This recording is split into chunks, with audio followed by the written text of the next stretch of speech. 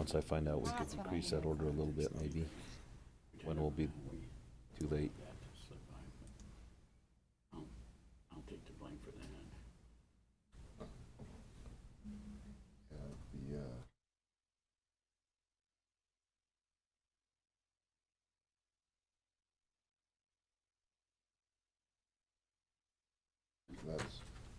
That's what caused me to go check out the contract.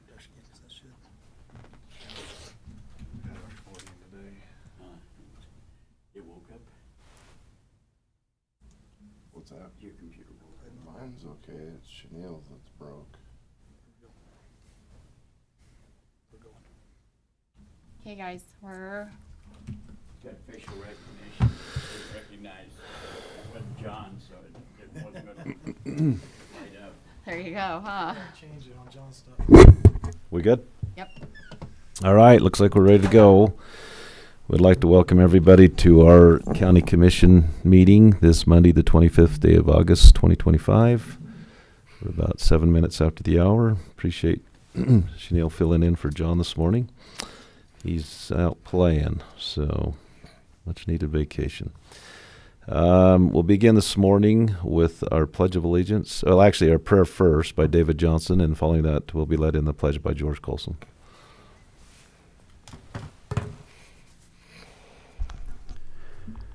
Our dear gracious Father in heaven, we bow our heads this morning before Thee. We're grateful for the opportunity that we have to gather to discuss the needs of the county, and we're grateful for our elected officials and their willingness to serve and to look at the future and to make sure they're doing what's best in behalf of those residents who live and work here. We're grateful for this beautiful place that we have to be in. We're grateful for our first responders, for our military men and women who serve and preserve our freedoms that we enjoy here in the United States. We are grateful for a place where we can practice our religious freedom and that we can worship how we please. We're grateful for our Savior Jesus Christ and His sacrifice for us, and pray that we may follow His example in kindness and love and mercy to those around us. And we pray that Thy Spirit will be upon us, and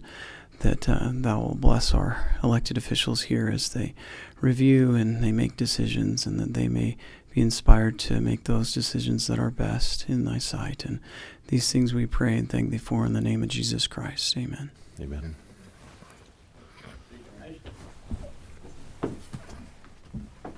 Repeat after me.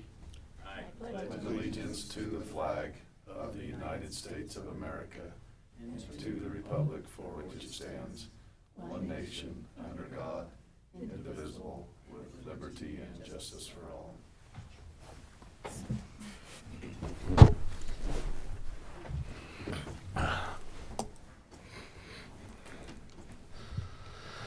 Thank you, David and George. Appreciate that. We will go. Do we have minutes to approve? What's the date on them? August 11th. Okay. If there's any, is there any discussion on the minutes for August 11th? If not, I'll entertain a motion.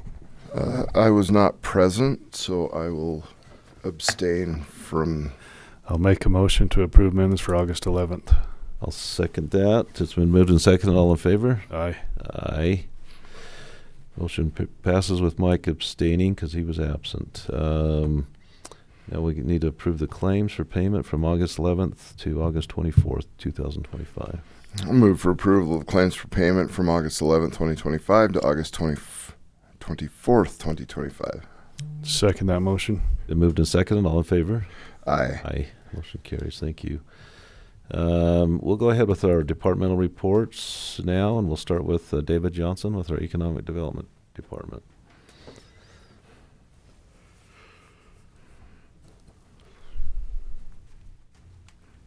Good morning, Commissioners. So I was here just a little bit ago giving you kind of the annual recap a couple months ago.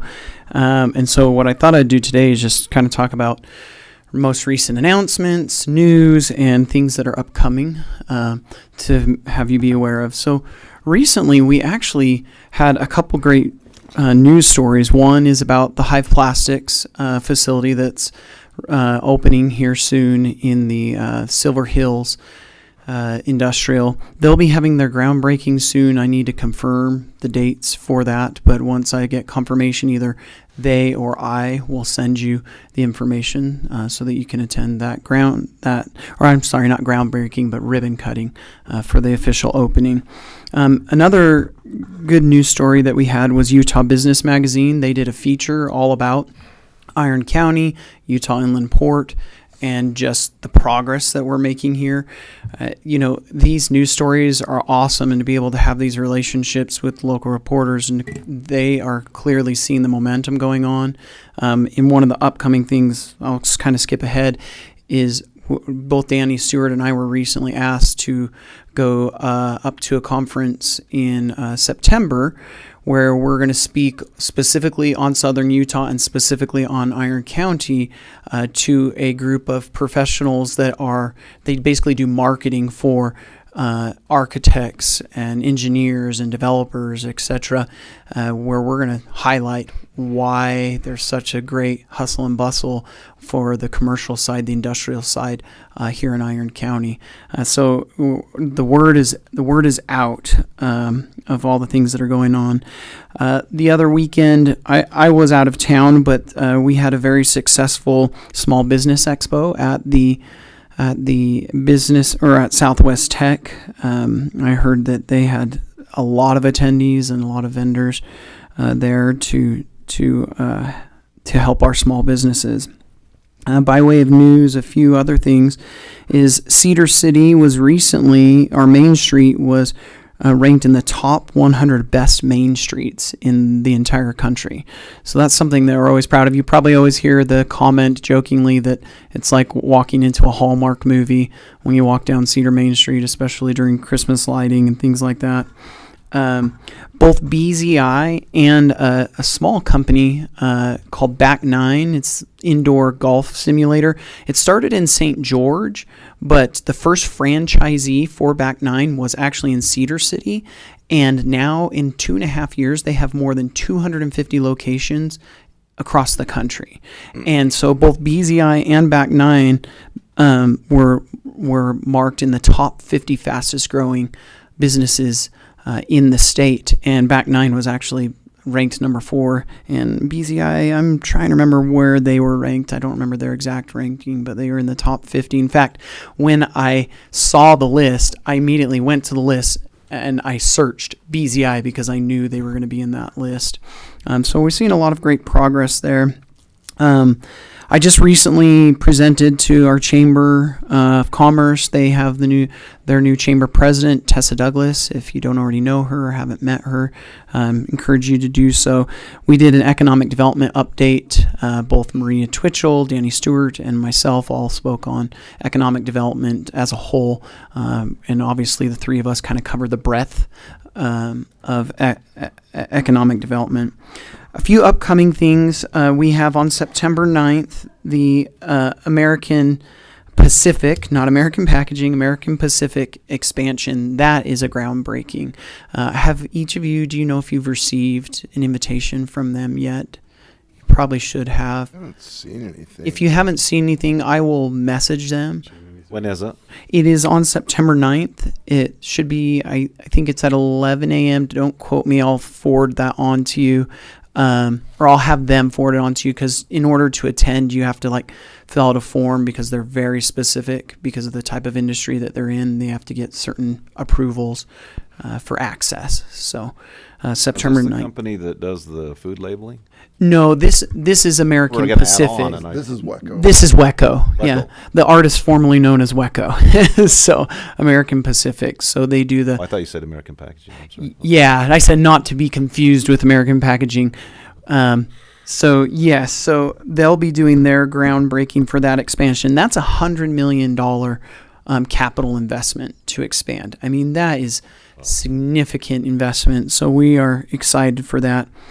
Tomorrow at Southwest Tech is the Meet the Resources. This is another opportunity for businesses in the community. I'll be at that off and on, as will my assistant, to provide resources for those businesses looking for how we can help.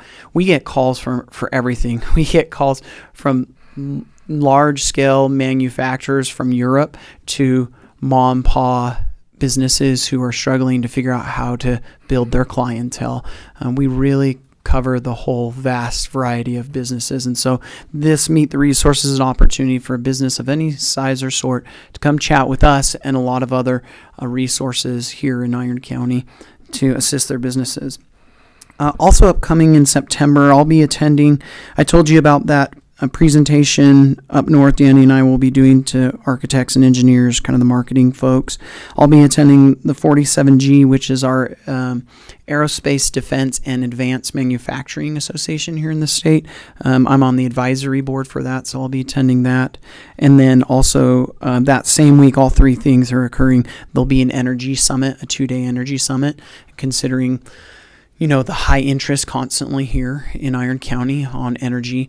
I think it's important for me to try to attend some of those to get what's the pulse on energy between not just solar, but battery storage to geothermal, etc. So those are a few of the things we have going on. We've responded to a handful of RFIs, but right now, and I think I conveyed this when I came last time and I presented that huge list of all these companies we had been pursuing, and now we have about 7 or 8 that are committed to come here.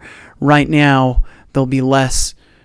We'll still make outreach efforts, but better way to phrase it is there's going to be more focus on these companies that have committed to be here to help them cross the finish line. That's where a lot of our focus is going to be, hopefully in the next year. So, happy to take any questions that you might have. All right. Thanks for your time. Appreciate it. We were talking Oh, yeah. about, is it Winco that's coming? Oh, yeah. Winco was announced to come on the north end. When are they going to break ground? They haven't announced when they're going to break ground. Like I was telling you just before, I spoke with their VP of real estate. They're still kind of going through some of their due diligence and things like that. It was very uncommon for them to allow us to announce that before they completed that, but they were very adamant they wanted to move fast. My hope is, and don't quote me on this because I can't speak in their behalf, but my hope is in the next year or about a year, maybe a year and a half, they'll open doors. So my hope is the groundbreaking will be in the next few months. So, yeah. Any other questions? No. I think Okay. Thank you. Appreciate it, commissioners. All right, we'll go to emergency management. George Colson. Finally got a little rain last night, George. Not much. Not a lot, but it was good. I actually had somebody call me about 10 o'clock last night needing sandbags. I said, is there enough rain to need a sandbag? And they said, well, in my house. And I said, well, we don't have any filled, and the county yard's all locked up. So they lived in Cedar, so I sent them over to Cedar. Cedar usually over in their yard has some filled ones. No, they didn't. All right, well, Nope. okay. There's a pile of sand and a bunch of bags, but there's nothing done up. Well, if you bring your own shovel, you can fill your own bag. There's the cones and So labor. I didn't bring a copy of my budget, but it's doing fine. We're well within limits. And I'm not going to cover everything on this list, just I'm going to hit the high points. So 2021 June, we had the Rocky Mountain Power outage, and we were the beta test for their Community Resource Center for cutting off power last year. So they came down and set up a Community Resource Center during that outage, and I stayed with them for the 2 days. Saturday and Sunday. We didn't have a lot of traffic, but we had a lot more than we did last time. I think Commissioner Blake and I were there with him last year, and I think we had one person come in and ask questions. This time we had several families come in and want some information and needed some water and things. So I was with Rocky Mountain during that period. And then around the 26th of June, the Forsyth Fire started. Because of its forward progress heading north, towards New Harmony, and then at one point I was concerned about Old Irontown, but I was also concerned about Canaryville. I was on that fire and at that fire headquarters for several days, and I stood up all of the NGOs that we would need in case of an evacuation. I was prepared to evacuate Harmony Cliffs ranches down there and Canaryville. So it never happened, luckily. They were able to stop. But if it ever gotten over that ridge line, it would have made a straight run. And my trigger was any fire on our side of the freeway, on our side of 15, I would have immediately evacuated Canaryville. So that was avoided. Enoch has built their new police headquarters, their new station, and they did some cyber work in there. They did some electronics, and I managed to get them a regional reimbursement for over $22,000. It cost them $40,000, and I managed to be able to reimburse them out of regional money for 22 of that. So is it operational then? Yes, as far as I know. They had an open house, I think. Don't look at me. I wasn't. I'm not sure. I wasn't invited. I don't know. I wasn't invited, so. one But with I the think radio. I think they had their.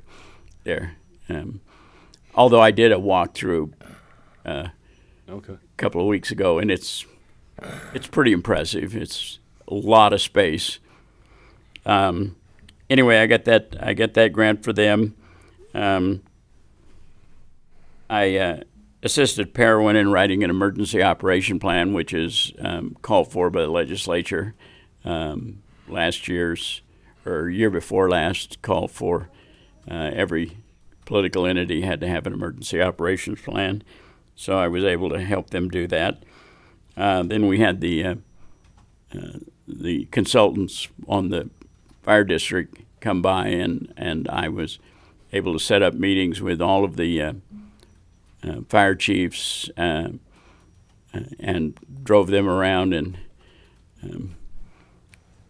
took them and made sure that they got all those face-to-face meetings done. So the state health department called me several weeks ago.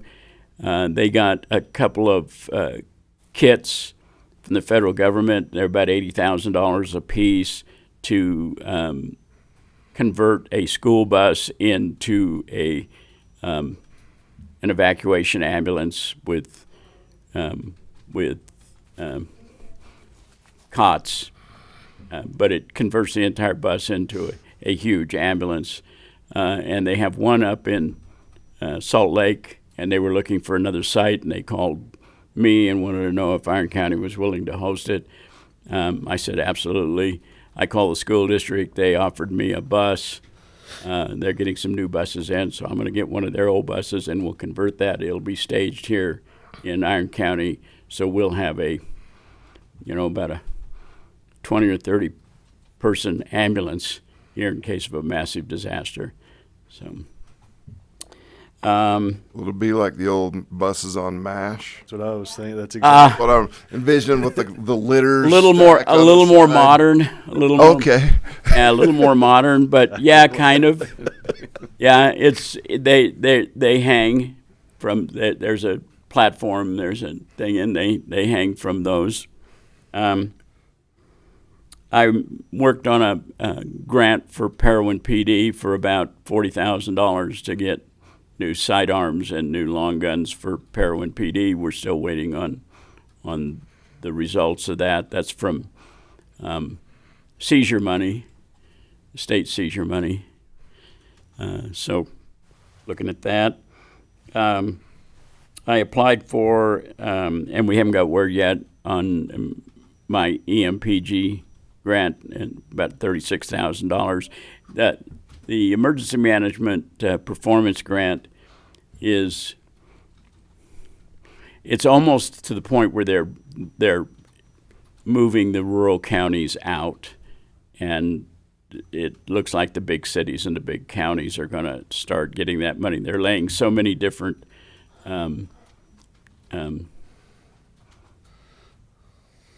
what's the word I'm looking for? Stipulations on it, and things that you have to do. That a lot of these, I'm able to do it because this is my job. But for a lot of the small rural counties, the emergency manager is, a fire guy or a deputy who has other jobs, and it's getting really hard to meet their. And I've talked to the state about it. They understand, so and at least they understand my heartburn with it. So I was able to finalize the Iron County Sheriff's Office bomb dog. That was a grant proposal that I made last year for a new bomb dog. It's about $40,000. The dog's about $8,000. It's going to come out of Texas, and we're going to get 2 bomb boxes and training equipment for the dog along with that. So will that be used will we share that with other counties, or will it be used? Well, we had, in order for the bomb dog to be certified, it has to be attached to a certified bomb squad. And the only certified bomb squad in this part of the country is in Washington County. So we had to develop and sign an MOU with them. And so, yes, our Have a dog. dog? Huh? Do they not have a dog? I think they've got a couple down there, but I'm not sure that it really is part of the SO down there. I don't know how they work that. Yeah, I'm not sure. As the dogs. Actually, we've got several bomb dogs in Iron County. We probably got more than anybody else in the region. So, but we got another one. We need them. You can only run a dog in any situation for about 15 minutes, and then you got to bring it out. And so, if you're doing a big venue, you need more than one dog too. And that was the idea to begin with. So anyway, that's finalized. Sean's in the process of getting all those invoices and stuff sent to Washington County and then we'll start getting all that stuff in. And then Friday, last year I recommended, they have a whole lot of new kids up at the Division of Emergency Management at the state level who have college degrees in emergency management, but absolutely not one day of actual, they've never been to a structure fire, much less a disaster. So I made a recommendation last year that they start a mentoring program, send these kids out during blue skies to shadow an emergency manager, and then during disasters, send them down to shadow an emergency manager. And the deputy director came down Friday, and we had a long talk about some of the things that I saw that needed to be fixed at state, which was a long list, and he understood where I was coming from. But he also asked me to help him develop a mentoring program for the state, for their people, for their new people. What that is they just want George to have his hand in it, so he won't yell at them as much. And George will have a little bit of input into to try and mitigate the yelling that George does at the state sometimes, which isn't a bad thing. I just tell him what I see and remind him that I don't work for the governor, that I work for the Iron County Commission. Nice. That's good. I love those meetings. They're like, Commissioner Blake, could you get a handle on George? I'm like, oh no, heavens no. Hill. We support everything that he says and does with you people. There will be no handles on George. Entertains me. Any questions, advice? I guess Criticisms? The question I had is you were talking about the stipulations that the smaller counties are not able to jump through. Is that going to affect their funding for Absolutely. search and rescue for? Oh no, not for search and rescue. Just for the EMP is the Emergency Management Performance Grant, and is specifically for emergency management. but they've already started impacting. At one time, I had an administrative assistant, but they laid on the requirements that she had to meet every qualification that I did, which meant that she would have had to go through all the schools and go to all the meetings and go to all the conferences that I did, which was not in her original job description. And so after Jennifer and I talked it over, we realized that we couldn't lay that on her. So I already lost my administrative assistant because of their rules. And that was several years ago, and they're just getting progressively worse. And I talked to the deputy director Friday. That was one of the things I said is, you guys are making it so that the small counties can't comply. They just can't. Why would they do that? Because they want all the money up there in the big cities and the big counties. So it's a money and power grab to try to maintain control. They have way more. I think the bigger counties and cities have a bigger voice. Mm-hmm. Well, and they've got large staffs that can do all this stuff. You know, they're not. I mean, the only county in this region that has more than one person is Washington County, and they have 5 people down there. Well, of course, they can do a lot more than most of the other counties can do because they've got people to, put on a job. Whereas, writing that grant and keeping up with the things is just one part of my job. They have a grant guy down there. That's all he does, Coy Bryant, and he's a Cedar boy, and that's all he does is do the grants for him. So, yeah, it's getting harder and harder for small counties to comply with a lot of this stuff.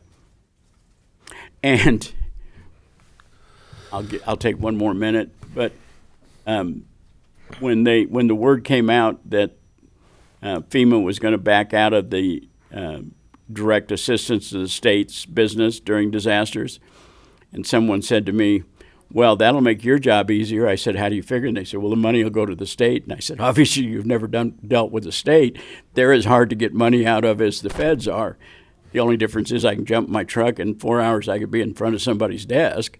But other than that, it's just as hard to get money out of the state during a disaster. Yeah. So it's hard for the small counties. All right. Thank you. Thank you, George. Appreciate it. And what we found during the anytime that we've had reimbursement from FEMA, everything gets approved from FEMA, everything's fine, but it has to do a pass-through through the state. We can't get a check from FEMA, we have to get a check from the state. So the money goes to the state, and how long is that money tied up at the state? And then the state gives us a whole bunch of hurdles that we have to jump through, even though it's not state money. Like, the state's horrible to work with. We've with had that to have type of two a thing. face-to-face meetings, Commissioner Blake and I, with the people from State Division of Emergency Management from that section that handles that money. We had to have 2 face-to-face meetings with them, trying to work at a better system for us to get that money. FEMA says, yeah, you're good. You got all the documentation you need. And then the state says, yeah, no. Even though it's FEMA money, it's not state money.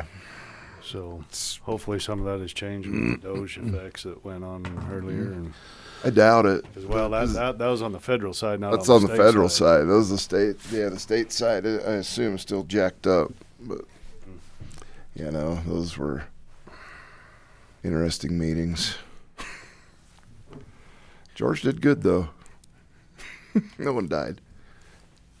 All right, let's go to Fleet. Wade.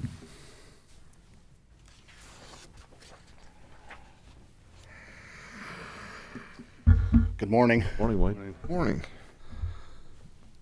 So our budget is overall we remain under budget so far for the year overall. Our fleet operations is getting up there. We're probably gonna be over in it just due to some of the upfitting costs that we weren't foreseeing, having to take some of those vehicles up to PVI after we lost the one employee. But our auctions, so we're trying a new platform. I'm sure you guys, I sent that email out, Purple Wave Auctions. which ends September 9th. We put 8 trucks on that just to compare to public surplus to see which one's better. But so far, I mean, they start out low. The prices are starting to come up. Usually the last day is when the bidding starts happening, so I ain't been too worried about it. But there's some that are in better shape that are getting up there in price too. So, and then we'll be able to see how that goes. So we're gonna put some more on this week on public surplus, so we have a fairly good comparison. Upfitting. So we had, like I said, we had to send 7 trucks up to PVI after we lost Cody. We've still been upfitting some there, some minor upfitting for admin vehicles. A couple for the road department we've been able to do, and we've got 4 left. 3 full patrol trucks and then 1 more admin upfit. And so we've actually had Dave doing that now. He's pretty good at it. He's super smart, and he's got that system pretty well figured out. So he's been getting those things done, and even though we had to send those up to PVI, we were able to do some of it here. So once they finished most of it up there, we brought them back and had some parts that we were able to get better discounts on that we threw on there, and was able to save still about around $2,000 per truck doing it back here. So, and that's just going to get better and better as the system that they were putting in there is becoming obsolete. So we've been trying to move everything to that newer system. And so once that's happened, I mean, we're just going to be able to move stuff straight over, and it should be even more of a savings. But we still have been saving quite a bit. So How often is there a major change in that to where things aren't able to switch over to vehicles? not very often. I mean, they're always coming up with new things, and 10-year, 15-year. basically it's the siren amplifier is what the change is. And so we were with the 480 system, which had another component, which was a central controller, that all the wiring, they had to be connected together. Now they've combined all that in one, and it's not a whole lot more money, but it's less components you have to put in there, and it does quite a bit more. So they're going to that. Everything's blueprinted to the vehicle, so you're able to put a blueprint link in there to, this door opens, turns this light on, or just for an example. So things like that. You honk the horn, it changes the siren tone.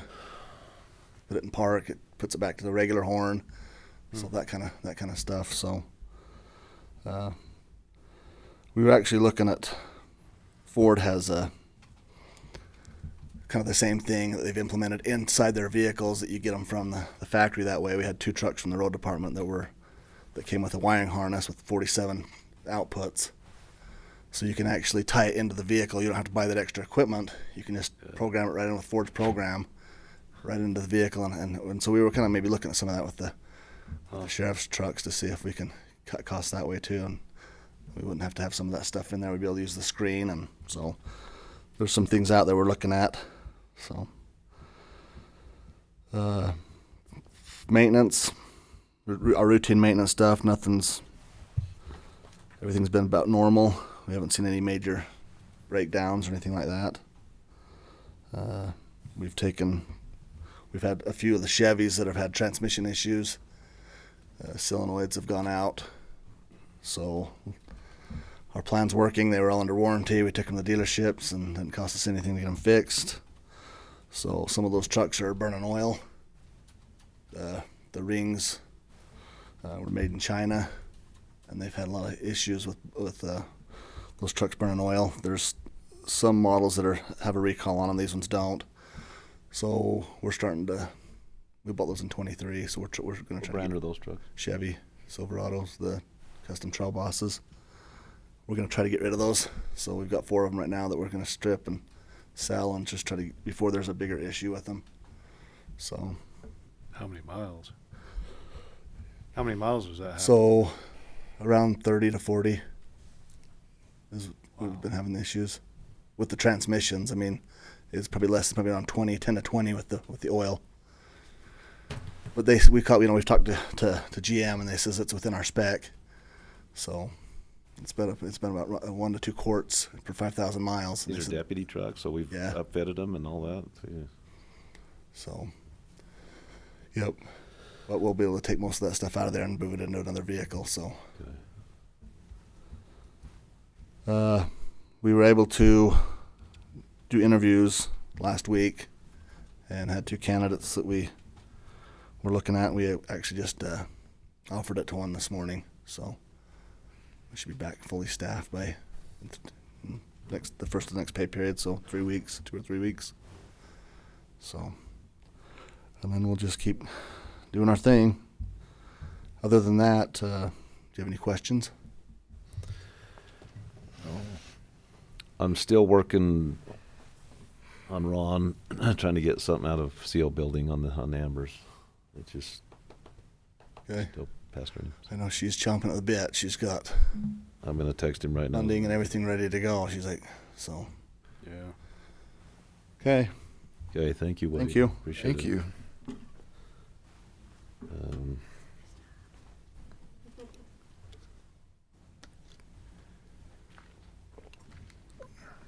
Jennifer, Jumped the gun, sorry. good? I'm just texting Ron Larson. Thank you. Thanks. Good morning. For the HR budget, currently we are well below budget and we do not anticipate or foresee any budget issues or concern for the rest of this year. Since the last HR report on 5/27/2025, we have hired, posted, and interviewed 13 full-time positions and 7 part-time positions. We have had 7 internal promotions and transfers, and we are currently in the process of hiring 11 full-time positions and 3 part-time positions, or seasonal. Points of interest, present turnover for 2025 for the first portion of this year. We are at 10.89%, or 27 positions. In comparison for this time of 2024, turnover was 15.33%, or 38 positions. Our employee evaluation system has just rolled out, and we're hoping everyone will be on board to be completed by October 1st, so we can get all of those evaluations completed and ready to go. I'll be working with Luke in the auditor's office today to kind of start to evaluate all the department head personnel requests, so we can kind of get on top of it, so we can give you a better overview of what everyone is requesting for the next year, just so you have all the information to present. Just tell them we're not taking any requests. Exactly. That's been my goal, but they don't listen. It's fine. That's teasing. So I love that we're doing that. It's kind of a good first start to the budgetary process. Our insurance brokers have reached out to let us know that our premiums will be increasing, and I've kind of planted that seed with you guys already because of the high amount of claims and uprising costs of prescriptions. We've scheduled the insurance committee meeting in September, at the end of September, to evaluate those bids. We'll have open enrollment scheduled for the first half of November, like we do every year.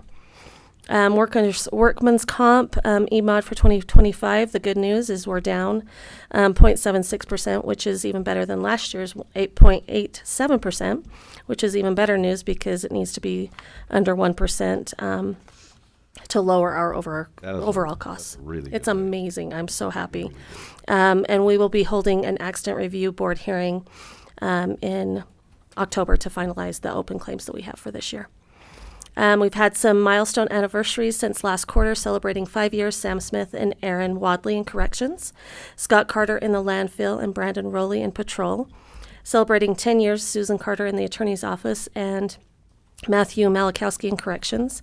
Celebrating 20 years, Rosa Aldridge in corrections, and celebrating 25 years, Dave Mitchell in patrol, who was able to retire, and his retirement party was amazing last week. He is the epitome of one of the best that I think the sheriff's office has, and for him to have an outstanding career of 25 years just with Iron County is just phenomenal, and he is going to be missed immensely, and I just wish him the best of luck for the rest of his retirement. He deserves it for sure. So that was really cool to see. I've just created some of the tables that I maintain every month, just so you have. Workers' comp, you can kind of see what the trends are for every year. And then on that last page, I included the dashboard from our onboarding as far as when people apply for our positions. It just kind of shows their views versus stats, how many completions that we have for the people that apply for our positions, and then where they come from, like where the best job boards are that they're getting all the information from, like LinkedIn or Google or, you know, that kind of thing. So it's just kind of fun. I like having a good spreadsheet for you to look at. And then, do you have any questions for me? Perfect. Me. Thank you so much. Very much. Appreciate it. Our next report is from Candace. From Public Defender. I need to call her. She's in court this morning, so I need to give her a call. She's going to report over the phone. I can find her number here. Candace.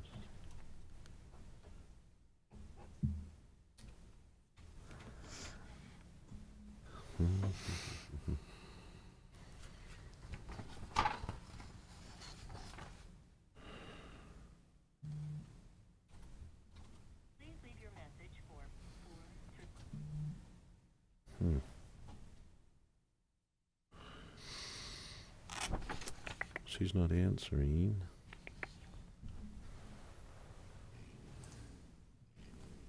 Jennifer, how do you spell?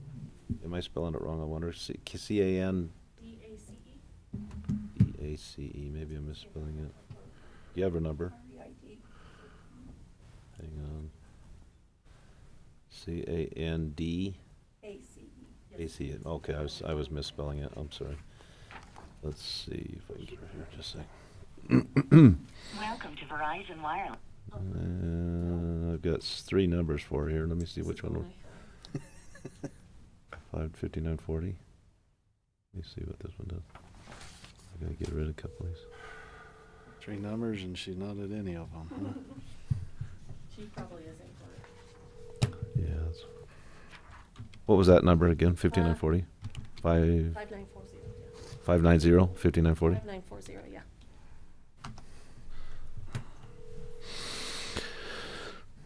Your call has been forwarded. Let's try this one. I think that's the one you gave me. This might work. Hi, this is Candace. Candace, I don't know why I have 3 cell phone numbers in my phone for you, but I finally got you. One was probably my office line, but yeah, thanks for accommodating via phone. I'm just sitting in front of the courthouse. Okay. Well, you're on. We're ready Okay. for your report. Thank you. Yeah, thanks for accommodating me. As I said, there's not a lot of concern or problem with my budget with my department. Things are plugging along just fine. We did start our new hire in July. His name is Rick, and he's, I think, getting along really well. I'm hopeful. We've kind of struggled with that position and creating, tenure longevity, but I'm hopeful with this new hire that he likes it and will stay. But no other concerns with the budget, and things are on track. Did you guys have any questions for me? I don't think so. I don't. We appreciate that good report. Thank you very much. Yeah.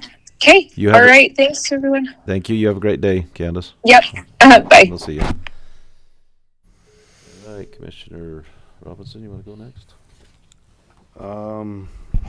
Had another meeting with the 25-year plan for the fairgrounds. That's going to be presented at the fair.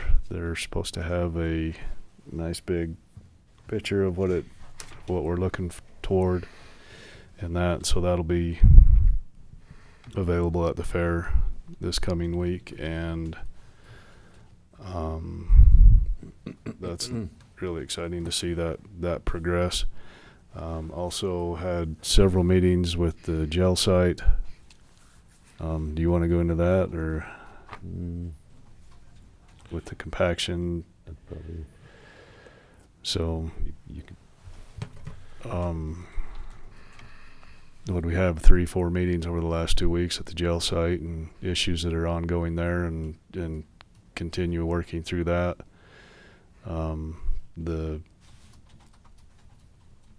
boring under the railroad is scheduled, I believe, for the 28th for the sewer line, but things are progressing there, and hopefully going to start progressing really quickly here shortly. Very good. Commissioner Blake? Got a couple of things. So I met again with the America 250 committee. I got our flag back from SEU Special Collections with a little bit of documentation and some things there. We need to figure out, I guess, what event we want to unveil it, and we need to figure out the display that you're going to help take care of. But I'm not sure. I don't know. I don't think we're in a big hurry, but we'll figure that out. Maria and I saw Maria walk in, visited with SU last week, toured their sports facilities to look at their requests for the money that we've tentatively approved them, to kind of put eyeballs on exactly what they're looking at. In that meeting, we also met with Mary Pearson, who's the SUU CFO, to discuss money, to discuss exactly what we're looking at. John Oglesby was also with us in those and helped facilitate those meetings. We met with our restaurant board. We also had a lengthy discussion about about those funds. We also with the restaurant board. So our grant season is coming up. Those grant requests for that board. We've updated the application process. We've actually made it tougher. We're going to require more, I guess, accountability to make sure that those funds are actually meeting the goal of the board, which is basically twofold. Well, basically onefold overall, and that's to provide customers to restaurants, to bring events and things that are gonna bring revenue to our restaurants, because that's where all of that money comes from, that revenue. So gearing up for that upcoming grant process. Last Wednesday, I facilitated some meetings with Senator Curtis's staff. We met with the Southern Utah Veterans Association for an update and a look at the National Cemetery. But I think the National Cemetery is slated for ribbon cutting, I believe, November 10th. Have you guys gotten any invite? Okay, I make sure that happens as well. That's an add-on to what they've already done. That's the opening of the new cemetery. Opening, okay. Yeah, they were going to expand it already, weren't they? Well, they've got it. They've acquired more property. Yeah, they acquired more property. I don't know what. I know that they've got some extra property to expand. I know that they've got their original footprint done. It's really cool. That's about the one above Home Depot? Yeah. Okay. Yeah, it's going to be really cool. But I believe it's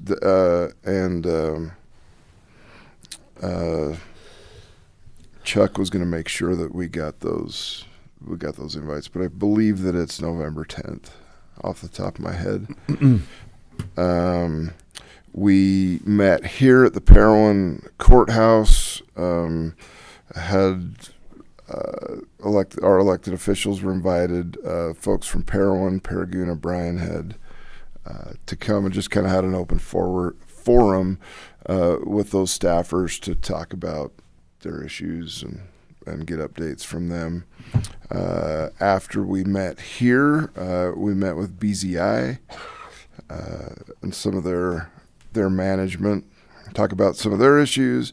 Then we met with Cedar City, talked about some flooding issues, water retention issues, talked about the airport. We really have a need to have a controlled tower, our airport. We're the fourth busiest airport in the state. I can't remember if we're third or fourth.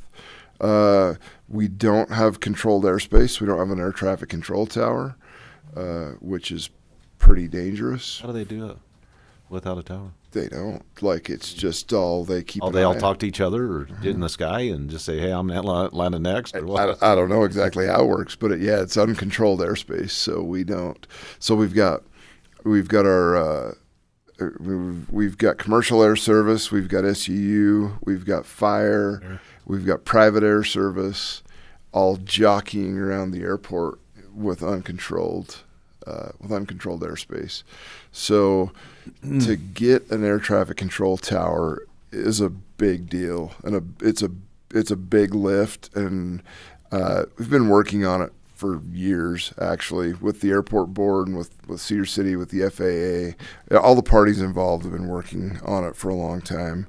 So this was just kind of an ask to, if they can do anything on the federal side with the FAA to push things a little bit. And then we met with SU Aviation, folks, Canaryville Town. Also were invited to that meeting. I got them there, made introductions, and then I left, so I don't know what they talked about there. But it was a really good, productive day. Everybody that I talked to was they were glad for that opportunity, and Senator Curtis's office felt good about making some local contacts. So it turned out good. That's all I've got. I wasn't able to go to Senator Curtis's deal. I was out of town. Couldn't make it. Did it go good? Yeah, it went really good. Yep, we did all those. I dragged them all over the place and made introductions all those places, and then kind of sat in the corner. That's good. Said I'm here to facilitate. We had some issues that Maria brought up with tourism and visas and stuff, and we had that conversation. No, it went really well though. I think we made some good relationships there, so it was good.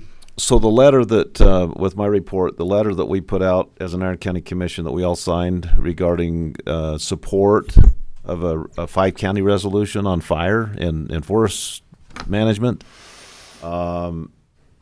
it went viral, that letter. It was shared like 80 times, and there's a lot of interest in that right now. We did pass a resolution. Darren Bushman, our executive director for 5 County, put together a resolution which we passed at our last steering committee meeting. Commissioner Pollock from Garfield County will hand deliver that to the director of the Forest Service. I'm going to try to go if I can. I'm not sure I can make it or not, but I'm going to try. And we've also lined up some other meetings back there for him to talk about forest management. We had something kind of neat happen last week in conjunction with forest management. We had an invite.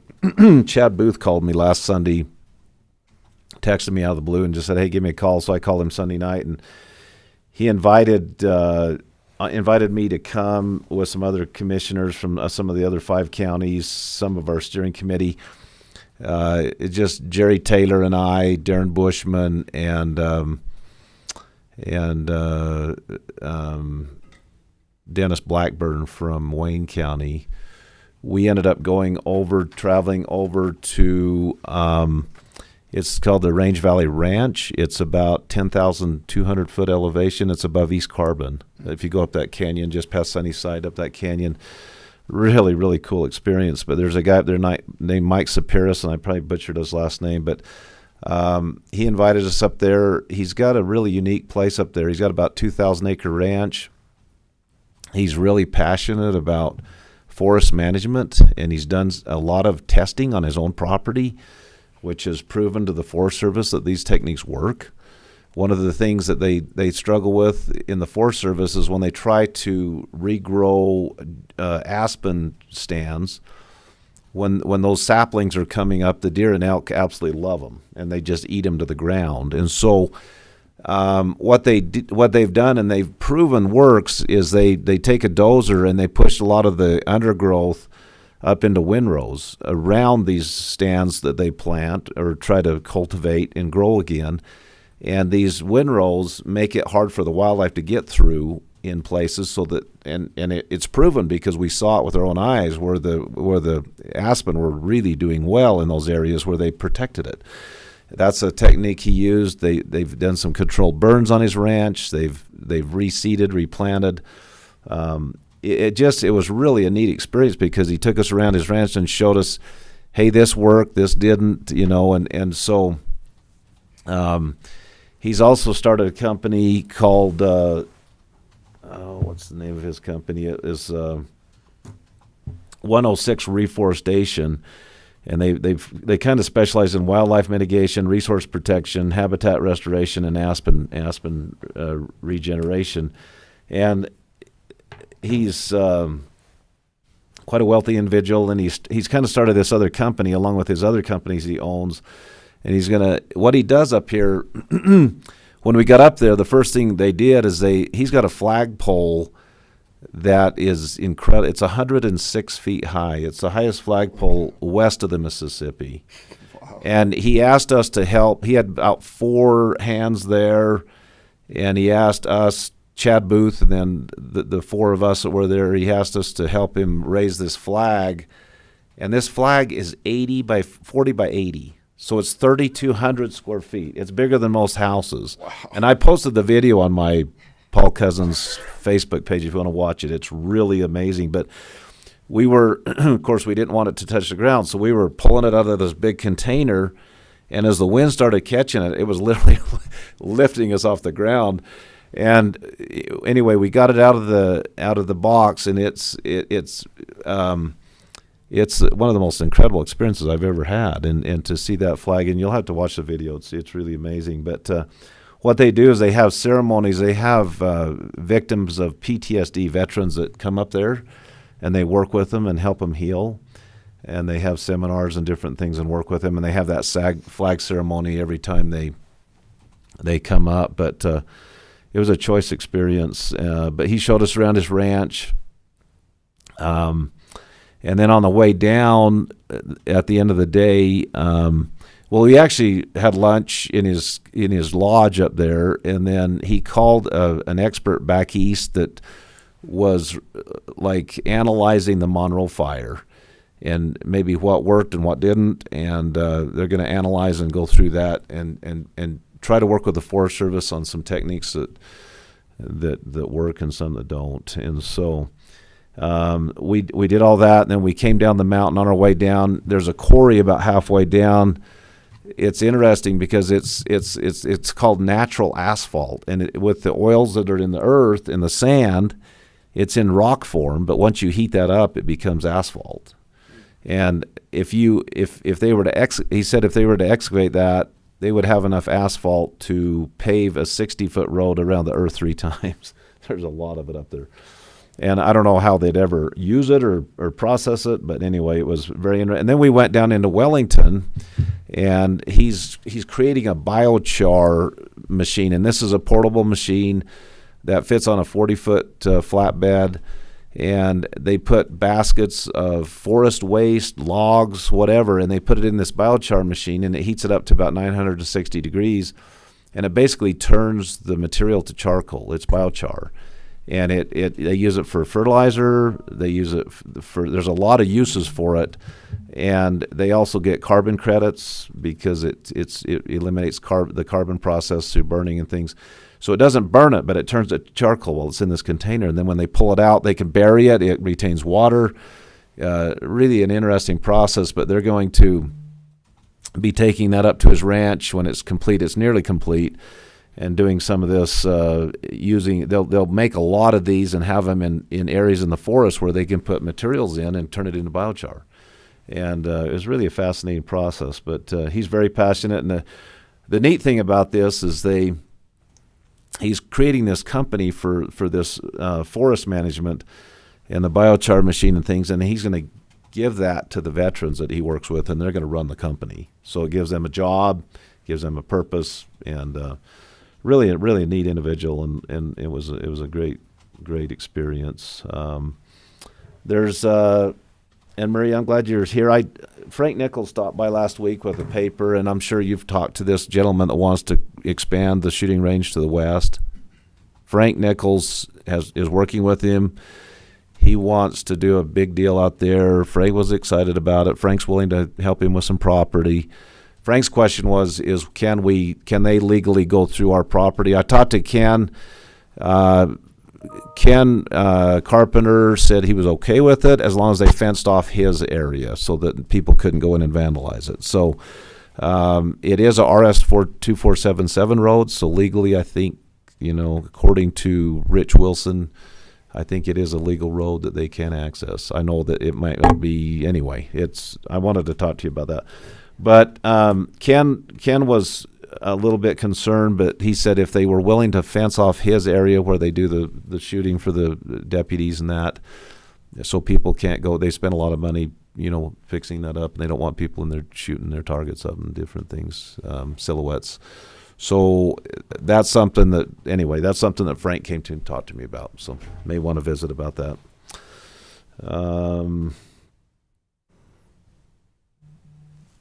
Anyway, that's about all I have for a report. Let's see, what time is it? It's 5 after. 5 after. Let's take about a 10-minute break, and then we'll resume our meeting. Thank you.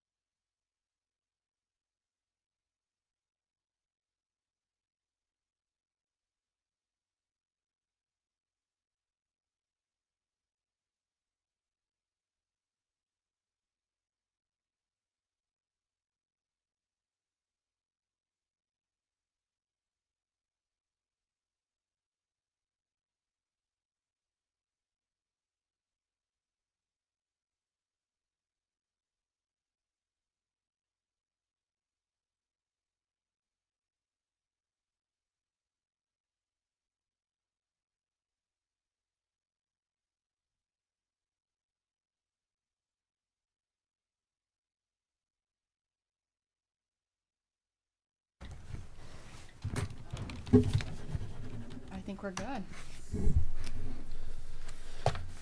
Very good. We'll go ahead and resume our 10 o'clock County Commission meeting. Welcome those who have joined us. We'll start off with item number 1, public comments. This is a 3-minute time limit per speaker for public comment. If you want to speak, please state your name. Seeing none, we'll go to number 2, update and report of the 2025 Utah Summer Games by John Oglesby. Thank you, John. Well, good morning, Commissioner Cousins, Commissioner Robinson, Commissioner Blake. It is a pleasure to be here today, and just with data coming in fresh off the press last week, final data from this year's Summer Games. Wanted to come in, just give a brief report, as well as just a thanks for a great year that we had with the Utah Summer Games, and even start previewing a little bit of what's to come in 2026, as well as answer any questions. Before I start, just really want to say continued thank you to all of you as commissioners and the support of Iron County. Maria's here as well. We truly could not do what we do. We could not have made the strides that we've made over the past couple of years without the support of the county.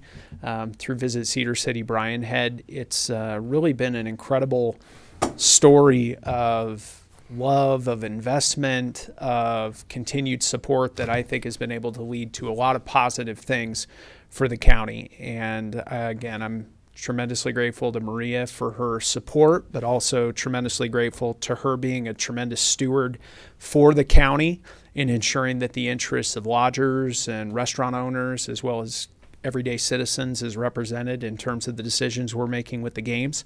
And because of her support, because of all of your collective support, I think we had a pretty great success story to tell in terms of what took place in 2025. And so just prepared a short deck to be able to give some credence to some of the numbers and show the impact that we were able to make this year, and grateful. Do I have the ability to scroll forward on this? Okay, so we'll just kind of roll through some quick facts that I want to go over. So this year we had 10,470 athletes that competed from around the state of Utah in the games this year. Kind of some exciting numbers to look at in terms of that. When you look at just the reach of the Utah Summer Games, when you see 27 of 29 counties in the state that are represented in this year's Summer Games. We missed out on Rich and Daggett this year. Rich is 7-on-7 football team last minute wasn't able to come, so we missed out on Rich. We're looking at potentially doing some incentives to get Manila High School to come down so we can go 29 for 29 next year. But overall, when you look at the scope of what we're doing, representative of really the entire state of Utah, as well as some neighboring states that we'll talk about here in a minute, it's pretty remarkable. That's amazing. Just the draw that we're able to bring. When you look at that, a record 1,437 people coming from outside the state of Utah. We had a competitor travel in this year from the U.S. Virgin Islands to compete in our track and field events, which was a really cool story to be able to hear about. But when you look at the growth of what we're seeing, the state of Nevada is a huge point of emphasis for us in terms of our out-of-state growth. We've made some investment in growing relationships in Nevada with a couple notable partners, which I'll talk about here in a minute. But when you look at overall, what we're trying to do is, again, we're trying to be a huge cog in Iron County's growth from a destination standpoint, but particularly from a sports tourism standpoint. And this year, I think, was really encouraging to see how some of those investments have really led to some positive outcomes. A few other things I wanted to note. 5,679 athletes coming from outside of the 5-county area, which I think is important to think about in terms of our growth. And then over 8,000 athletes coming from outside Iron County. I commonly will get that when I visit with partners or different people from around the state of, hey, this is kind of a just southern Utah, just a Cedar City, Iron County thing. Well, no, the numbers show that that's always a base of where we have, but over 80% of our competitors don't live in Iron County, which shows the economic impact that we're able to generate through the Larry H. Miller Utah Summer Games.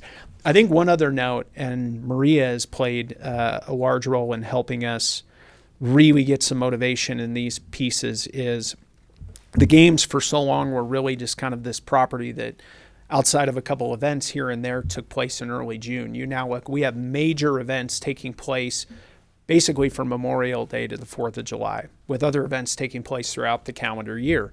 That growth of opportunity, that growth of an expansion in our events has really led to, in my opinion, a real positive element where it's a sustainable business venture that benefits lodgers and restaurant owners and other hospitality groups throughout the county. And so wanted to drop that note in there for sure.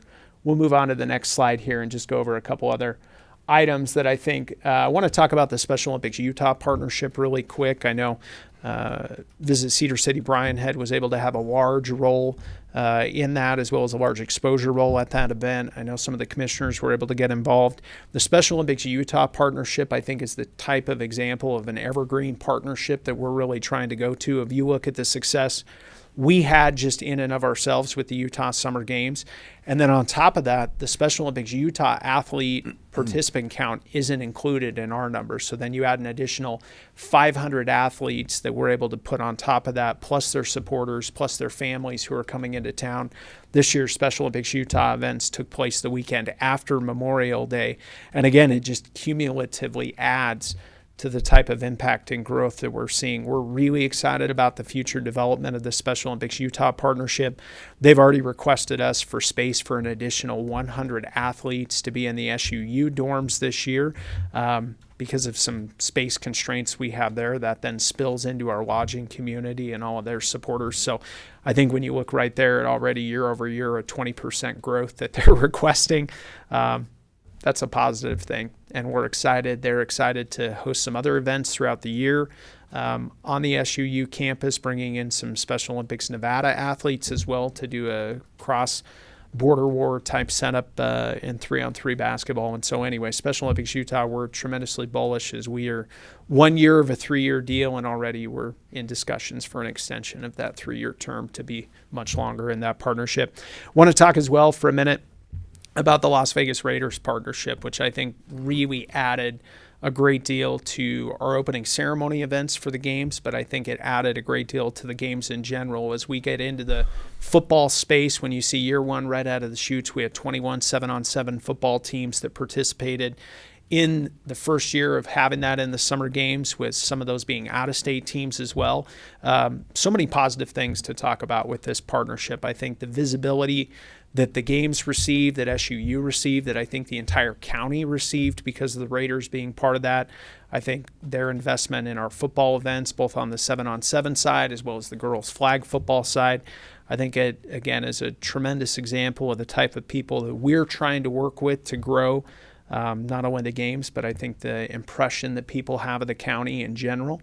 And we're already in discussion of what the 2026 is going to look like, that with the Raiders' involvement and support. And then I'm excited as well about some other opportunities and ventures that the Raiders may have to present here in the coming years. And we're excited to continue those discussions with them as a great partner.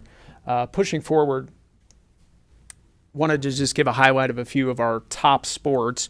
Girls fast pitch softball, we had 118 teams this year, which is the largest we've ever had. It forced us to play all the way from Hurricane up here to Parowan. So that weekend, which was also a weekend, the opening ceremony weekend, where we had some torrential rain, saw us basically spanning most of the 5-county region to be able to fit our softball events in. I want to give special thanks out to Enoch City. Enoch City, with some support from the county and other measures, was able to get their field this year playable to a level where Enoch was a very positive add for us to have an additional field where we were able to put some teams. And so that has led us to continue to grow. We're trying to admittedly get creative about how we're scheduling facilities, how we're trying to work with facilities, because we're at a point where we're coming up on that place that no event organizer wants to be at, where you're at almost to sell out. And so hopefully we can work on some continued things, not only here in Iron County, but in the region, to be able to get some growth in that space. Youth soccer continues to be strong. We're excited with our efforts to get involved with some teams down in Southern Nevada and some groups down there to get more out-of-state teams to grow to that. And then our high school basketball experience continues to keep growing year after year, which we had a big growth year over year 2 years ago. We're able to sustain that for this year, and then looking to continue to add some space there. And then wrestling. Wrestling's really fun for us because that's an event that actually takes place in March, which is at a time that is of key interest for the county from a hotel perspective and a restaurant perspective and driving revenue. We have a lot of involvement from folks outside of Iron County that are part of that, and we're excited to continue to grow that sport, specifically this year with the Sport of USA Wrestling and some other groups that we're working with. And so pushing forward, what's coming in 2026, next year is going to be the 40th anniversary of the Larry H. Miller Utah Summer Games, and so we're excited to already be working on a number of measures which will celebrate that and really share that. We've got a number of UHSAA championship events that we've already secured as well. So for the High School Activities Association, a state football semifinals, which will take place the first week in November, and then the 3A state basketball tournament that'll take place at the end of February. We're really excited about the Drill Team Invitational that we were able to add last year. This comes in the heart of December, which is, again, a time when our hotel partners definitely enjoy having folks into town. Year one, we as a first-year event were already looked at as one of the top events in the state, which I think is a tremendous testament to really the support that we get from partners like the county in putting that on. And so we saw an increase to 30 teams, most of whom will come from outside Iron County, that'll come in December to take place in our Drill Invitational. We're really excited about hosting that. A few sports that we're looking at adding next year. In fact, we got an 8 o'clock meeting tonight at our office meeting with one of these groups, looking at getting into the sevens rugby space, as well as getting into outdoor volleyball. One thing that I will note, I've been getting this question about lacrosse. We are very eager to add lacrosse as soon as we have field space in the county to be able to manage that event within our scheduled time frame. So as soon as we have that field space available and ready to be able to do that, we will look at getting into that space. But overall, as we look at last year moving into next year, our prospects of where we're going are incredibly bright. I think we're at a really positive time in terms of where the games are at. And as we continue to add facilities and continue to add other infrastructure, that's going to allow us to go out and create additional business that is new and additive for our county. How soon will the fields be ready, the Cedar City's building out there, Iron West? That timeline keeps moving around a little bit. Speaking with the city, I know there was hope that it would be ready for next summer. I didn't get that sense of confidence in visiting with them recently, and so I think it's a TBD for sure. And I think we're a TBD on adding some additional field space events. Once those are ready, I think we'll move pretty aggressively to get some additional sports added. But more or less, that's a report of this year's games. And so if any of you have any questions, comments, concerns, criticisms, happy to hear them. Happy to take note of those as we get ready for planning for next year. This might be a Maria question, but what do you figure the economic impact is on Iron County with the summer games? Miss, will you please step to the mic so we can have you on record? I'll cede the microphone here. Thank you. Back up one slide. So we ran some preliminary numbers for this last games, and it was like 17 million over the course of the whole month of June is what we're thinking. That's pretty amazing. So that number again? 17 million in economic impact. So we're going to run those numbers again just to make sure we're looking at them correctly, but because we had to run them really quickly for another report. And so, but yeah, good job. It's up there. That's awesome. Yeah. Just on the Utah. So we just ran the numbers on the Utah on the basketball tournament, and it was 1.3 for that weekend. Wow. So. That's awesome. Anyways, good job. but I do want to say that we are, just since I'm up here, I do want to express my sincere appreciation to John and the Utah Summer Games and what they've been doing. We have had just an incredible time working with that organization, and just appreciate the fact that they're very sensitive to bringing economic impact to the county and, bringing about growth. And so it's been really great working with John and the group. So we're very appreciative. Great work to both of you. Good job. I just had one question. What on outdoor volleyball, is that like a beach type volleyball or So just out So I don't know what the we're- difference yeah, is. we're trying to move more in the grass space. Just Okay. It's a lot easier just because I basically didn't know I didn't know where we had any beaches if we had the. yeah, no, imports. that was going to be part of a future facility ask. No, I think right now we're in the grass space of trying to get that established. I think we've had questions over the years from people about beach volleyball. SUU's just got a couple courts, but that's not really conducive to holding a large scale event. So grass, because there's a sizable community of people in southern Utah as well as some folks around the state and eastern Nevada, the place seems to be the best growth market to get into. So. I know that years ago when I was in charge of building the Fourth North behind the church, that big park, we put in a sand volleyball, but I'm not sure what kind of shape it is. I don't know if you could use that. Yeah, sand volleyball, I'll tell you, the courts are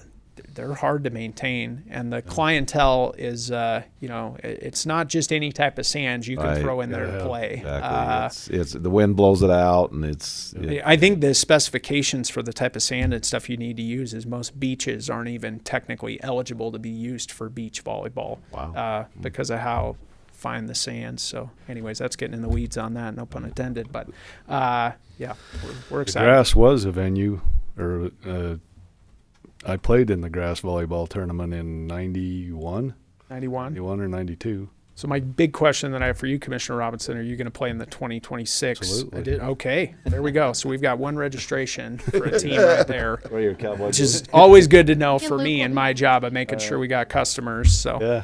no, it'll be good to have that back and good to have you. So if there's no other questions, just appreciate you all so much. Thanks Good for your job. We appreciate continued you and what you support. do. Thanks, John. Yeah. Very good. We'll go to the item number 3, discussion and possible approval of Iron County Economic Development Advisory Board recommendations for the GOEO Rural County Grant applications. I like John's tactics to commit you right there on the right. dais. Commissioners, It might hurt a lot more than it did in 91. But yeah, that may be so. Commissioners, this is something we do every year. Every year we receive $200,000 from the Governor's Office of Economic Opportunity. That's specifically supposed to be used for economic development initiatives. Generally, those initiatives have focused on small business. And so what we have here is just a list. A lot of these are reoccurring. We did have $50,000 as an EDA match grant that we were using with SUU for the last 3 years. That opened up $50,000, and I'll highlight the recommendations of our committee here. One correction on this staff report and in our chair, Joni Anderson's letter, we had marked James Molinol as the vice chair, and it's actually Brett Hauser with Brian Head, who's our vice chair.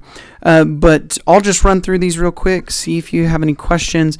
I believe you can approve this just by consent. All this is saying is, yeah, we're good with their recommendation for the application, but it may be worthwhile to just approve it by motion as well. But so each year, $50,000 goes to the Innovation Center, the Cedar City Business and Innovation Center, which is our primary support system for small business.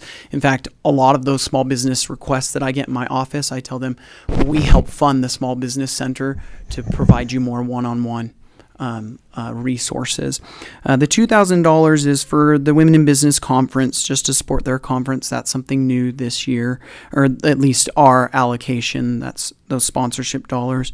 $65,000 to the Small Business Grant Program, which has been running for the last, I think this will be the 4th year, and each year we get over 40 applications, upwards of $1 million+ of projects total.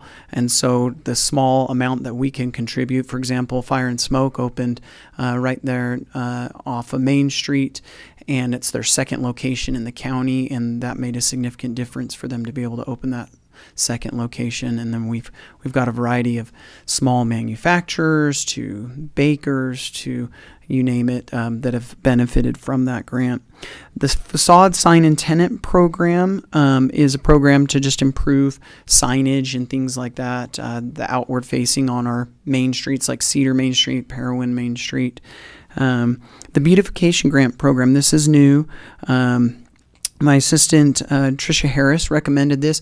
This is if a small business wants to, like on the main streets, want This is to help beautify Main Street and meet our Main Street requirements that both Parowan and Cedar City have to meet. But if a small business doesn't need a new sign or doesn't need to improve like the facade on their business, there's a little bit of funding where they could request a match for putting a bench or flower pots out in front, just to make it more aesthetically appealing.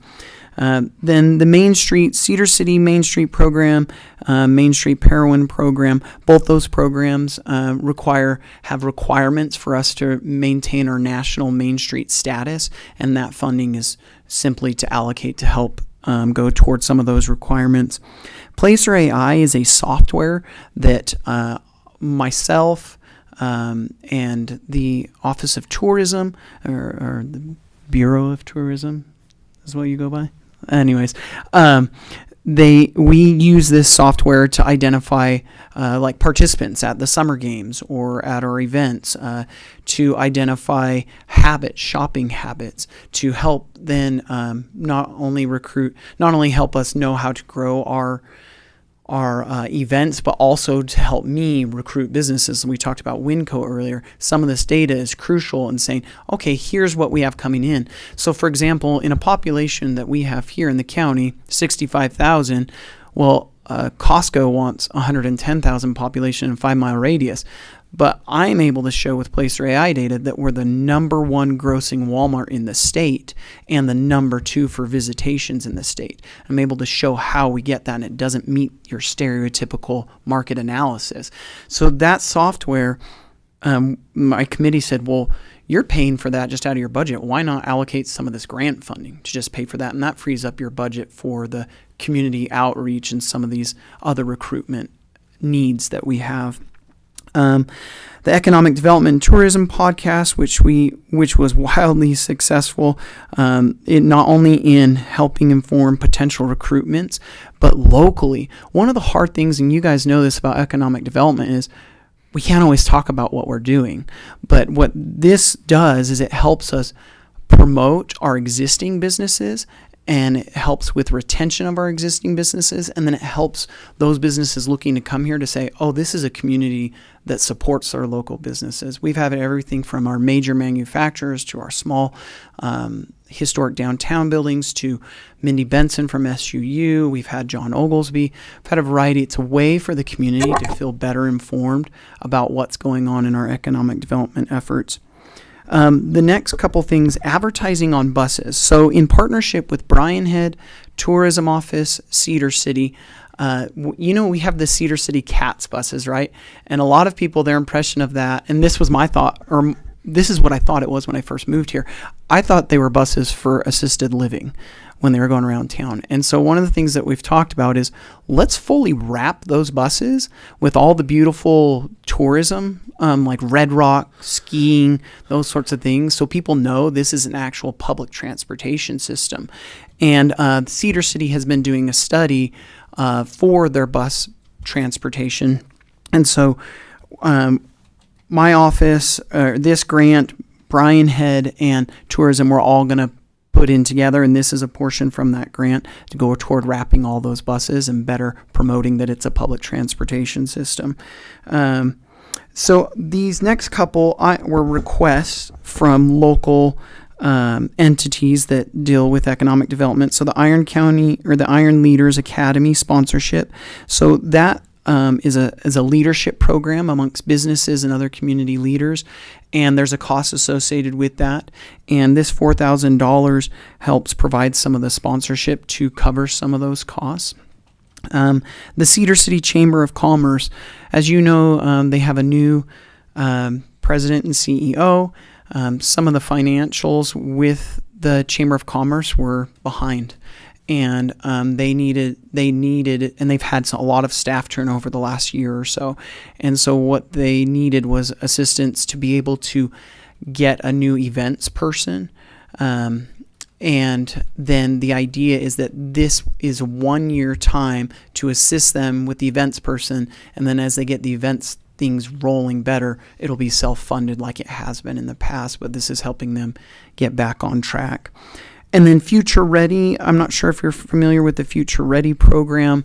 It's a program that is basically providing resources. So they go to Kanab, they go to Beaver, they go to Cedar City, they go to basically the 5-county region, at least within our area, and do courses that help certify some of these businesses and help them run their businesses more efficiently.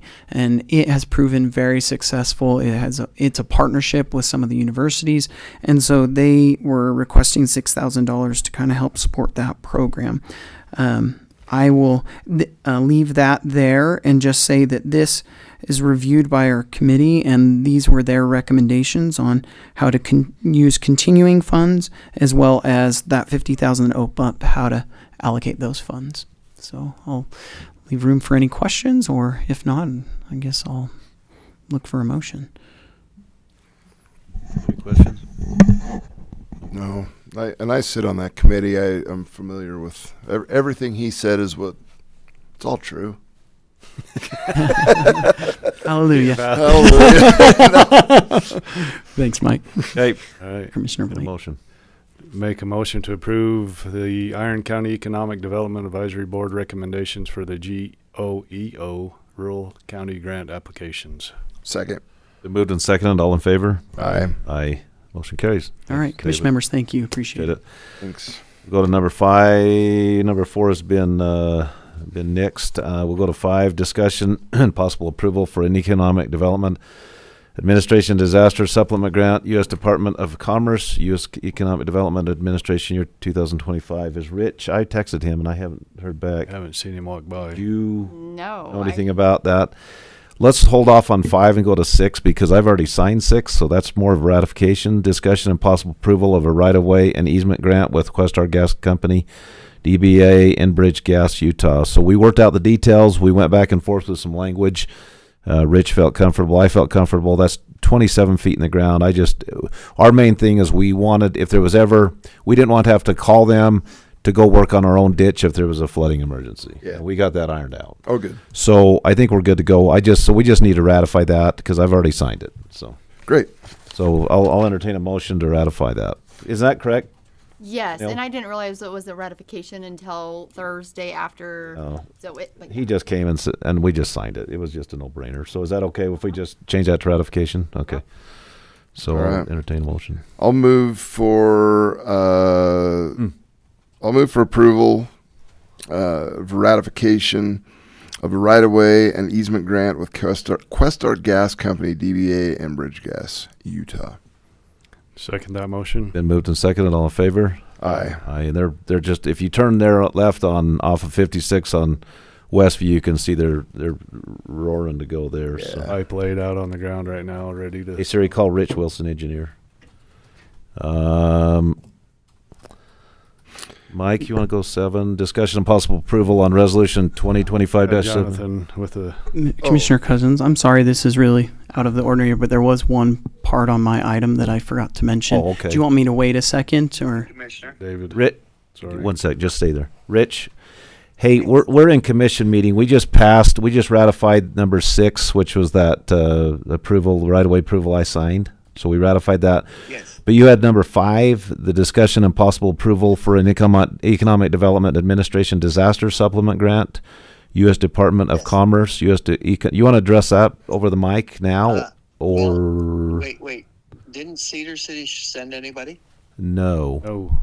They're asking us to be a co-sponsor. No money, no commitment from us financially. Just so all that is their grant, not our grant. I can see. speak They're to looking that as for a well. grant. You can speak to and it. Asking us, So David Johnson is here with the Economic Development. He said he can speak to it, Rich. So have him do it. Yeah. Okay, Yeah. okay. He knows what they're doing. Rich, Okay. Sorry about that. do you I just want to touch on the technical side of it, though. Do you want to touch on the technical side real quick? David said. I don't have any information. I was just. Okay, I'll give it a stab on the technical What side. we'll do then, Rich, is we'll vote for it so we know what's in it. Isn't that how they do it? Yeah. Okay. Yeah. All right. Okay. All right. All right. Thank you very Thanks. much. Appreciate it. See you. Yeah. Bye-bye. Sorry. I didn't know that they had asked to put that on the agenda today, but I can speak to that because I've been helping the city manager Paul Bittman put together the CDA grant, and essentially it's just for a line to create looping and redundancy there at Port 15. There's money that was specifically after the flooding. What was it? 3 years ago now? Yeah, 4 years ago. After that flooding, Iron County was designated, from what I understand, as a disaster area, and so they allocated funding specifically for the Iron County area, and this is a project in which we could receive funding to help create redundancies with the utilities out there. And so, yeah, Cedar City is just simply looking for Iron County to say, yeah, we'll partner and support this project, is my understanding. So it's kind of a no-brainer. Yeah, yeah, and I know Port 15 is also doing the same. So I'll entertain a motion on 5. I'd make a motion to approve for approval for a Economic Development Administration Disaster Supplement Grant, U.S. Department of Commerce and U.S. Economic Development Administration for year 2025. Second. Been moved and second. All in favor? Aye. Aye. Thank you for clarifying that. Yeah, no worries. And then there was just the other items. And 7. Well, what was he has one. Oh, are you? Yeah. If you want to go back up to I'm my sorry. original You're back agenda together. item, Yes, that's one of right. the things that, and this is only something I think we need consent on right now. Okay. But the one we talked about was the rural county grant application, but a part of those GOEO grants is what's called the Rural Communities Opportunity Grant. Sorry, I'm trying to think of all the acronyms, and they're both similar. Essentially, what it is every county and municipality can request up to $600,000 to support any kind of project, infrastructure project, tourism type project, as long as it has that economic development element to it. And so right now we're not formally submitting the application, we're submitting an intent to apply, and that intent to apply is for a facility in partnership with SUU and the Office of Tourism. They can probably speak more in depth on that if you have questions right now. But I think we just need, we were just looking for consent essentially to say, yeah, go ahead and move forward with that intent to apply. And then before we do the official application, we'll come to you again and say, okay, we're putting in the application. Here's a little more details on our application. That's all right. So that doesn't necessarily need a motion, but just it's ominous. Mm-hmm. Yeah, consent to support a new facility with that partnership with SUU. Okay. That sounds good to me. Go ahead. Okay. All right. All right. Just wanted to get that. Maria reminded me as I walked down. She's like, "You didn't talk about us." And so anyway, yeah. Sorry for the unorthodox interruption, but thank you. Oh, you're good. Thank you. All right, so we're at number 7, Mike. So I can talk about 7. This is for Danny Stewart, who's not able to be here today. But what this is so think about we've authorized the Inland Port Authority. We've authorized those UEPA areas. So when a business fulfills their portion of the contract with the Inland Port and with the county to be I don't know the word I'm looking for, to qualify for that incentive, then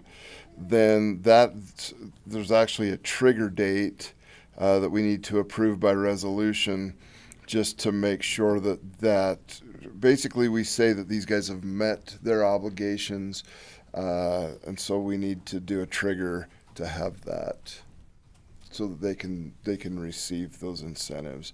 And in this case, there's 2 entities who have met those requirements. Number 1 is Hive Plastics.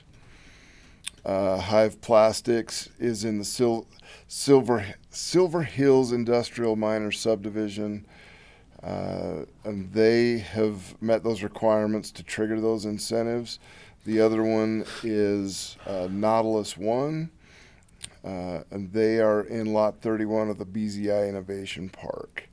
So we need to approve a resolution that would allow those to trigger those incentives. In So 2026. even though BZI, that's the inland port, the 800 acres, Mhm. 800 plus. As these businesses come in, we need to vote again that they're actually in that. Is Well, that- and not that they're in it, but they've qualify. They've qualified. They've done what they need to do to. They've actually got to be in, have infrastructure, be up and running, type of a thing to trigger their portion. Kind of a those. post performance type deal. Okay. Yes. Good. All right. I guess I'll make a motion. So what's I'll let you go through the verbiage. I'll move for approval of resolution 2025-7, a resolution to trigger parcels in the Iron County Springs Inland Port, and those specific parcels are my computer's kind of jumpy. Those specific parcels are, I'm trying to figure out what I need Is to it read the and what I don't. E-0179, is that the first one? Yeah, so the first one is Hive Plastics.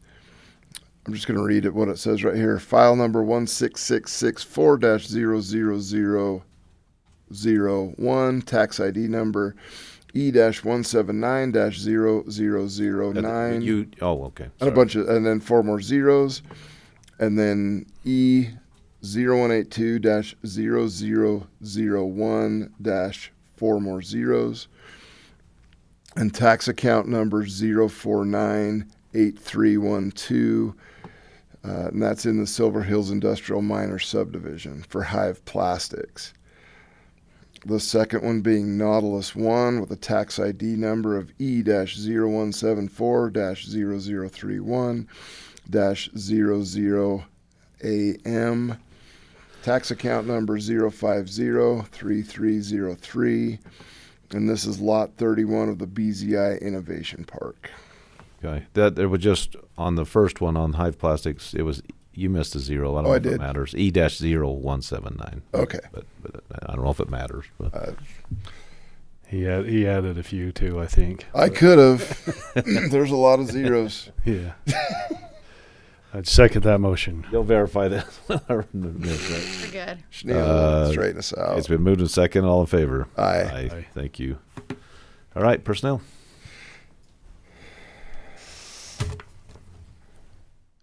Hello again. Hello. Yes, Brianne Clark was selected from the most recent competitive interview and selection process to transfer from a full-time DMV clerk to a full-time legal assistant at the attorney's office. And I originally put on the agenda that it would be approval of that Monday, but since she is already an employee, it will be effective 8/31/2025. And her pay will remain as both positions are within the same step and grade. So. Okay. So does that bring us up to what we need in the DMV? Or are we adding one? We're adding one, right?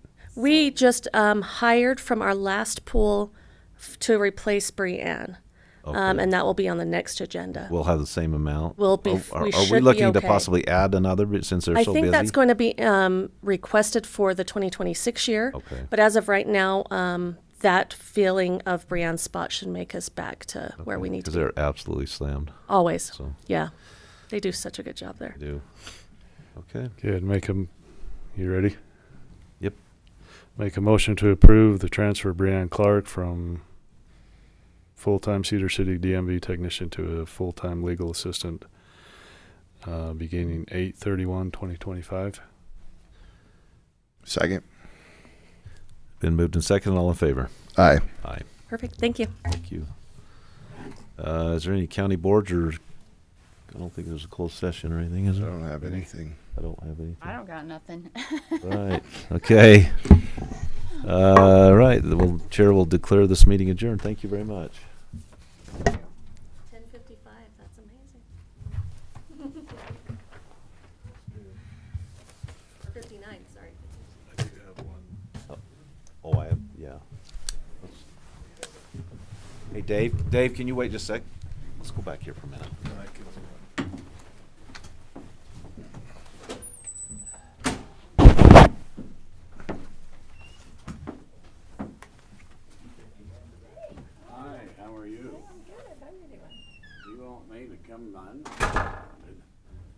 I don't know what they're doing.